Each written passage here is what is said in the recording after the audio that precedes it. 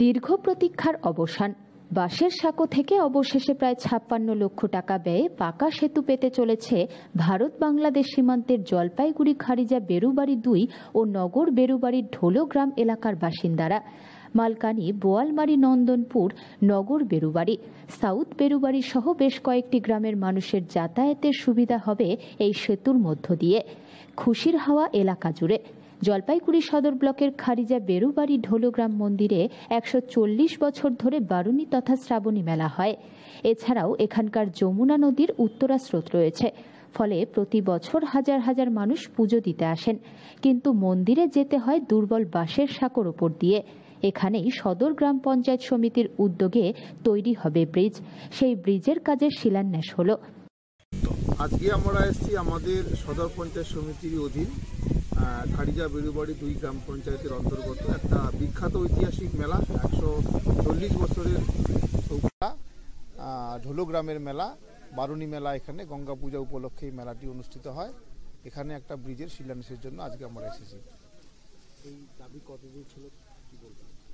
আমরা বর্তমান বোর্ড দায়িত্ব নেওয়ার পরে দেখেছি যে বিভিন্ন সময়ে এই মেলা কমিটির পক্ষ থেকে বিভিন্ন জায়গায় আবেদন করা হয়েছে।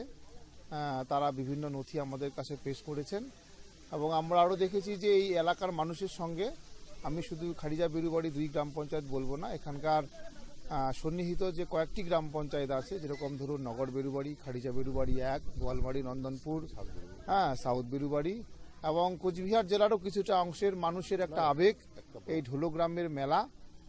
প্রচুর মানুষের এখানে সমাগম হয়, প্রচুর মানুষ এখানে আসেন, লক্ষাধিক মানুষের প্রত্যেক বছর এখানে সমাগম হয়। তাদের প্রত্যেকে তাদের আবেগকে মান্যতা দিয়ে আজকে আমরা সদর পঞ্চায়েত সমিতির পক্ষ থেকে এখানে একটা ব্রিজের ব্যবস্থা করেছি। আজকে সেটাটি তার শিলান্যাস হবে। এখানে প্রায় ৫৬ লক্ষ টাকা ব্যয়ে এই ব্রিজটা নির্মাণ করা হবে। ফুটব্রিজ হচ্ছে, মন্দিরের সামনে ফুটব্রিজটা হচ্ছে। আচ্ছা, এই ব্রিজের কতদিন থেকে আপনার দাবি ছিল? বহুদিন থেকে মেলা কমিটির পক্ষ থেকে অন্যান্য BDO office, DM office, HDO office সমস্ত অফিসে ঘোরাফেরা করছিলাম।